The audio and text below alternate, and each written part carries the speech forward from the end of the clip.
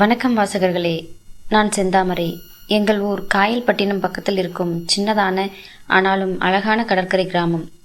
காலையில் கடலில் இருந்து வரும் குளிர்காற்று, மாலையில் ஆற்றங்கரையில் மேய்ந்து வரும் ஆடுகள், தெருக்களில் விளையாடும் பிள்ளைகள், இது எங்கள் ஊரின் உயிர். சேனலை சப்ஸ்கிரைப் பண்ணாதவங்க சப்ஸ்கிரைப் பண்ணிக்கோங்க, பெல் பட்டன் ப்ரெஸ் பண்ணுங்க. என்னை பற்றி சொல்லணும்னா, நான் ஒரே மகள். அம்மா அப்பா நான் 3 பேர்தான். நான் எப்பவும் படிப்பில் நன்றாக இருந்தாலும் மனசுக்கு பிடிச்ச விஷயம் வர்ணம் பூசுவது, கடற்கரையில் தனியாக அமர்ந்து கதைகள் எழுதுவதுதான். என் உயிர் தோழி கவிதா. அவளை நான் கல்லூரியில் சந்தித்தேன். அவள் குணம் எப்போதும் புன்னகையோடு பேசுவது, யாரையும் பிரிய வைக்காதது. அவள் இல்லாத கல்லூரி நாள் வெறுமையாக இருக்கும். ஒரு நாள் அவள் சொன்னாள், செந்தாமரை, நீ எங்கள் ஊருக்கு வரணும். என் அப்பா அம்மா உன்னை பார்க்க ஆசைப்படுறாங்க என்றாள். அடுத்த வாரம் அவள் ஊருக்கு போனேன். பஸ் ஜன்னலில் இருந்து பார்த்தது முதல் என் மனசு அமைதியாகிவிட்டது. பசுமை நிறைந்த வயல்கள், ஆற்றங்கரையில் விளையாடும் குழந்தைகள், அது ஒரு ஓவியம் போல் இருந்தது. கவிதாவின் வீடு பெரிய தோட்டத்துக்குள் இருந்தது. வாசலில் இருந்து நடந்து வரும்போது உயரம், முகத்தில் அமைதி, கண்ணில் மென்மை கொண்ட ஒருவரை பார்த்தேன். அவர்தான் கவிதாவின் அப்பா, சண்முகம் மாமா. கவிதாவின் அப்பாவை நான் மாமா என்றுதான் கூப்பிடுவேன். அவர் சிரித்தபடியே, பயணம் சுகமா, எங்கள் ஊர் பிடிச்சிருக்கா என்று கேட்டார். அந்த குரலும் பார்வையும் மனசுக்கு ஒரு பாதுகாப்பு மாதிரி இருந்தது. மாலை நேரம். கவிதா சமையல் அறையில் பிஸியாக இருந்தாள். நான் மாடித்தளத்தில் காற்றை ரசித்து கொண்டிருந்தேன். மாமா பக்கத்தில் வந்து நின்றார். இந்த ஊர்ல காற்று மனசை தெளிவாக்கும். நகரம் மாதிரி சத்தம் இங்கே கிடையாது என்றார். நான் புன்னகை செய்தேன். எப்படி ஆரம்பித்தேன் என தெரியாமல் என் வாழ்க்கை, என் கனவுகள், என் சின்ன சின்ன பயங்கள் எல்லாம் அவரிடம் சொல்ல ஆரம்பித்தேன். மாமா கவனமாக கேட்டுக்கொண்டிருந்தார். நடுவில் மெதுவாக, சில நேரங்களில் நம்ம கதை யாராவது கேட்கணும் தோணும். அப்படி தோணுச்சுன்னா நான் இருக்கேன் என்றார். அந்த வார்த்தை என் மனசுக்குள் ஒரு சொல்லாத பாசத்தை விதைத்தது. அடுத்த சில நாட்களில் எங்களிடையே பேசும் நேரம் அதிகமாயிற்று. அது காதலா, பாசமா, இல்லை நட்பா எனது விளக்கமில்லை. ஆனாலும் அந்த உணர்வு ஒரு இனிய ரகசியமாய் என் மனதில் பதிந்து விட்டது. அடுத்த நாள் காலை வீட்டுக்குள் ஒரு சத்தம். கவிதா அம்மா பக்கத்து வீட்டு மனிதரோடு பேசி கொண்டிருந்தார். கவிதா இன்னும் தூங்கி கொண்டிருந்தாள். நான் மட்டும் சீக்கிரமே எழுந்து தோட்டத்தில் நடந்தேன். மாமா அங்கேயே இருந்தார். தன் கையில் ஒரு குடுவையோடு செடிகளுக்கு தண்ணீர் ஊற்றி கொண்டிருந்தார். என்னை பார்த்ததும், காலை வணக்கம் செந்தாமரை, இவ்வளவு சீக்கிரமா எழுந்துட்டியா என்றார். நான் சிரிச்சுக்கிட்டு, எங்கள் ஊரில் காலை காற்றை விட நல்லது எதுவும் இல்லை, அதனால் சீக்கிரம் எழுந்துட்டேன் என்றேன். அவர், அப்படியா, சரி வா, பின்புறம் இன்னும் ஒரு தோட்டம் இருக்கு, எல்லோருக்கும் காட்டுறதில்ல, உனக்கு காட்டுறேன் என்றார். நான் ஆச்சரியத்தோடு அவரோடு பின்தொடர்ந்தேன். பின்புறம் ஒரு பெரிய மாம்பழ மரம், பக்கத்தில் மலர்ந்து நிற்கும் செம்பருத்தி, மல்லிகை, காற்றில் கலந்த மனம். இது என் அப்பா இருந்த போதிலிருந்து இருக்கும் தோட்டம். இங்க நான் தனியா வந்து அமருவேன் என்று மாமா சொன்னார். நான் மெதுவாக கேட்டேன், மாமா, உங்களுக்கு நகர வாழ்க்கை பிடிக்காதா என்றேன். அவர் சிரித்தார். நகர கூட்டம், சத்தம், ஆனால் இங்கே ஒவ்வொரு காற்றும், ஒவ்வொரு இலைகளும் நம்மிடம் பேசுகிற மாதிரி இருக்கும், அதுதான் எனக்கு பிடிக்கும் என்றார். அந்த பதில் கேட்டபோது அவர் மனசு எவ்வளவு அமைதியை விரும்புகிறவர் என்று எனக்கு புரிந்தது. நேரம் கடந்து எங்களிடம் பேச்சுக்கள் அதிகமாகின.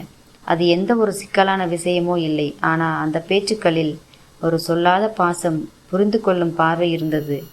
அந்த நாள் மாலை நாங்கள் இருவரும் மாடியில் அமர்ந்திருந்தோம். சூரியன் மறையும் காட்சி, தூரத்தில் பறக்கும் பறவைகள். மாமா அமைதியாக, செந்தாமரை, வாழ்க்கையில் சிலரே நமக்கு எதுவும் சொல்லாம ஒரு ஆறுதலை தருவாங்க, நீ அப்படிப்பட்டவளா இருக்க என்றார். அந்த வார்த்தை என் உள்ளுக்குள் ஒரு மெதுவான அலைப்போல் பரவியது. என் மனசு சொல்லி கொண்டிருந்தது, இந்த பாசம் எங்கே போய் முடியும் என தெரியல, ஆனா இப்போ இது போதும் என்று. அந்த நாள் காலை கவிதா தன் அம்மாவுடன் சந்தைக்கு போய்விட்டாள். வீட்டில் நானும் மாமா மட்டும். வீடு முழுக்க அமைதி. நான் மாடித்தளத்தில் இருந்தேன். தூரத்தில் வயல்களில் வேலை செய்யும் மனிதர்கள், பறக்கும் பறவைகள், அந்த காட்சியை ரசித்து கொண்டிருந்தேன். மாமா மெதுவாக மேலே வந்தார். தனியா அமர்ந்திருக்க, என்ன சிந்தனை என்று கேட்டார். நான் சிரித்து கொண்டு, எதுவும் இல்லை மாமா, இங்கே வந்து அமைதியாக இருக்கிறது நல்லா இருக்கு என்றேன். மாமா அருகில் அமர்ந்து, நகரத்தில் இப்படி அமைதி கிடையாது, ஆனா உன் கண்களில் எப்போதும் ஒரு சின்ன சோகம் இருக்கிற மாதிரி தோணுது, ஏன் என்றார். அந்த கேள்விக்கு உடனே பதில் சொல்ல முடியவில்லை. சில வினாடிகள் அமைதியாக இருந்தேன். பிறகு சில விஷயங்களை பேச முடியாது மாமா, சொல்லாமலே மனசுக்குள்ள வச்சுக்கணும் என்றேன். மாமா என் முகத்தை ஒரு நிமிடம் பார்த்தார். பிறகு மெதுவாக, செந்தாமரை, சில சமயம் யாராவது நம்ம பக்கத்தில் அமைதியா இருந்தாலே போதும், அது ஒரு ஆறுதலா இருக்கும் என்றார். அவர் சொன்ன அந்த வார்த்தை எனக்கு உள்ளுக்குள் ஒரு வெப்பத்தை தந்தது. அந்த தருணம் அவருடைய அருகில் இருந்தால் நான் பாதுகாப்பாக இருக்கிறேன் என்ற உணர்வு வலுவானது. அதிலிருந்து மாமாவோடு பேசும் ஒவ்வொரு நேரமும் ஒரு சொல்லாத பாசம் மெதுவாக வளர ஆரம்பித்தது. ஆனால் அந்த உணர்வை எங்கும் வெளியில காட்டக்கூடாது என்பதும் மனசுக்குள் தெரிந்திருந்தது. கவிதா அன்றைய தினம் என் தோழியின் வீட்டுக்கு போயிருந்தாள். வீட்டில் நான் மாமா மட்டும். பிற்பகல் நேரம். வீடு அமைதியா இருந்தது. நான் ஹாலில் பழைய புகைப்பட ஆல்பத்தை பார்த்து கொண்டிருந்தேன். அதிலே மாமா இளமையில் எடுத்த புகைப்படங்களும் இருந்தது. அந்த காலம் என்ன ஒரு சுறுசுறுப்பு என்று சிரித்து கொண்டே மாமா அருகில் அமர்ந்தார். அவர் படங்களை புரட்டி காட்டி கொண்டிருந்தார். சில நேரம் என் தோளுக்கு அருகே நின்று பார்த்தார். அந்த நெருக்கத்தில் ஒரு அமைதியான பாசம் இருந்தது. இதனால் என் மனசு திடீரென வேகமாக துடிக்க ஆரம்பித்தது. செந்தாமரை, இப்போ உன்னோட கண்களில் நான் ஒரு விஷயம் பார்க்கிறேன். அது என்னன்னு சொல்லவா என்று அவர் மெதுவாக சொன்னார். நான் சிரித்து கொண்டு பார்வையை தவிர்த்தேன். ஆனால் அவர் சற்றே அருகே வந்தார். எங்களிடையே இருந்த இடைவெளி குறைந்து கொண்டே போனது. ஒரு நிமிடம் எதுவும் பேசவில்லை. அவரின் கண்கள் என் கண்களில் பதிந்திருந்தன. அந்த பார்வை பாசத்தையும் ஒரு சொல்லாத இனிய உணர்வையும் கொண்டது. என் கையும் அவரின் கையும் தவறுதலாக தொட்டது. அந்த சின்ன தருணத்தில் ஒரு வித்தியாசமான நெருக்கம் தோன்றியது. அந்த தருணம் வெளியுலகம் நின்றது போல இருந்தது. ஆனால் அந்த சத்தமில்லா நொடியில் நாங்கள் இருவரும் அந்த எல்லையை மீறக்கூடாது என்பதும் மனசுக்குள் தெரிந்திருந்தது. நான் மெதுவாக என் கையை பின்வாங்கினேன். அவர் சிரித்தார். அந்த சிரிப்பில் ஒரு புரிதலும் சிறிய வருத்தமும் கலந்திருந்தது. அந்த நாள் நடந்த அந்த சின்ன நொடி என் மனசுக்குள் பல மணி நேரம் ஒலித்து கொண்டே இருந்தது. மாமாவின் பார்வை, கையின் வெப்பம் எல்லாம் மறக்க முடியாத ஒரு நினைவு மாதிரி இருந்தது. அடுத்த நாள் காலை நான் தோட்டத்தில் மலர்களுக்கு நீரூற்றி கொண்டிருந்தேன். மாமா தூரத்தில் இருந்து பார்த்து கொண்டிருந்தார். செந்தாமரை, உன்னோட மனசு இப்போ ரொம்ப சுமையா இருக்கும் போல. ஏதாவது முடிவெடுத்தாயா என்று கேட்டார். நான் ஒரு நிமிடம் யோசித்தேன். மாமா, நம்மிடையே ஒரு சொல்லாத பாசம் இருக்கு. ஆனா அது வெளியில வரக்கூடாது. நான் இங்க வர்றது உங்க அன்புக்காகவும் கவிதாவுக்காகவும். அந்த வரம்பை நாம் பாதுகாக்கணும் என்றேன். மாமா மெதுவாக சிரித்தார். நான் உன்னை மதிக்கிறேன். உன் மனசு எவ்வளவு வலிமையானது எனக்கு தெரியும். ஆனா அந்த நொடியை நான் வாழ்நாள் முழுக்க மறக்க மாட்டேன் என்றார். அந்த நேரம் வீட்டுக்குள்ளிருந்து கவிதாவின் சத்தம் வந்தது. அவள் விரைவில் திரும்பி வந்துவிட்டாள். நான் மாமா இருவரும் ஒருவரை ஒருவர் பார்த்தோம். அந்த பார்வையில் இருந்தது பாசமும் வருத்தமும் மற்றும் ஒரு சொல்லாத ஒப்புதலும். கவிதா என் அருகில் வந்தாள். நான் அவளிடம் சிரித்தேன். ஆனால் மனசுக்குள் மாமாவோடு பகிர்ந்த அந்த சொல்லாத கதையை யாரும் அறிய மாட்டார்கள் என்பதில் எனக்கு உறுதி இருந்தது. அந்த மாலை கவிதா வீட்டுக்கு போயிருந்தாள். நான் ஹாலில் புத்தகம் பார்த்து கொண்டிருந்தேன். மாமா சமையல் அறையில் இருந்தார். சிறிது நேரம் கழித்து கையில் 2 காப்பி கப்புகளுடன் வந்தார். இது உனக்காக என்று ஒன்றை எனக்கு கொடுத்தார். நாங்கள் இருவரும் ஹாலில் அமர்ந்தோம். சிறிய காற்று ஜன்னல் வழியே வந்து என் தலைமுடியை அசைத்தது. மாமா சிரித்தபடி என் நெற்றியில் விழுந்த முடியை தள்ளினார். அந்த செயலில் ஒரு பரிவு இருந்தது. அந்த பரிவு என் இதயம் வேகமாக துடிக்க வைத்தது.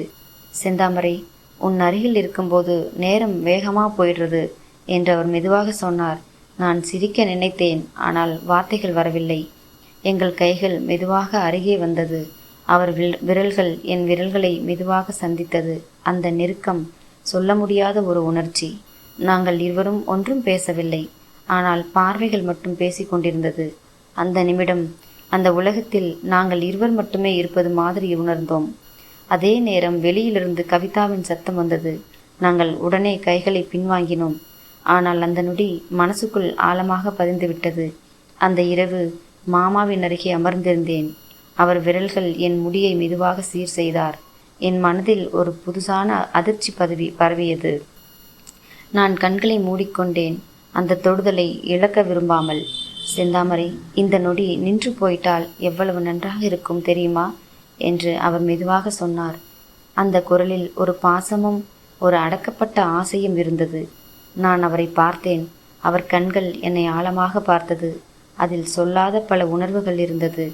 என் கையும் அவரின் கையும் நெருக்கமாக பின்னி கொண்டது.